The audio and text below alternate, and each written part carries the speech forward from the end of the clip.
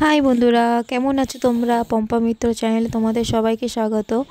আজকে আমি face pack দেখাবো, দু রকমের ফেস প্যাক দেখাবো। একটা আছে মুলতানি মাটির ফেস প্যাক আর এক চন্দনের গুঁড়ো। তো দুই সাইডে লাগাবো, দেখো কোনটা সবথেকে ভালো মুখে গ্লেজ দেয়, সেটাই আমি দেখাতে চাই, মানে ঘরে বসে কম দামে কম খরচার ভিতরে। তো প্রথমেই আমি মুলতানি মাটিটাই ট্রাই করছি, দেখো তোমরা। এটা তোমরা একটু স্কিপ করে যেও, আমি এটা মেয়ের গ্লাস দিয়েই করছি, কারণ আমার কাছে কোনো গ্লাস ছিল না এক্সট্রা, মানে বাটি ছিল না।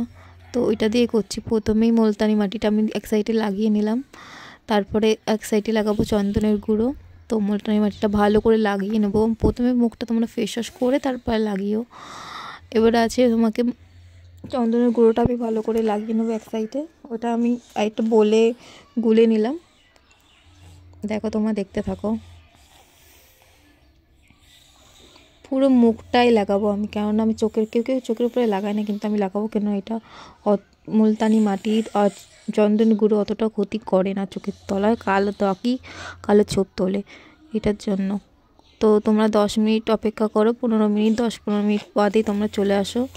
এবার মুখ ধোয়ার পালা। আমি দেখো দুই সাইডটা দেখাবো পরিষ্কার করে, কোন সাইডটা তোমাদের বেশি ভালো লাগে এটা কমেন্ট করে জানিয়ে দিও।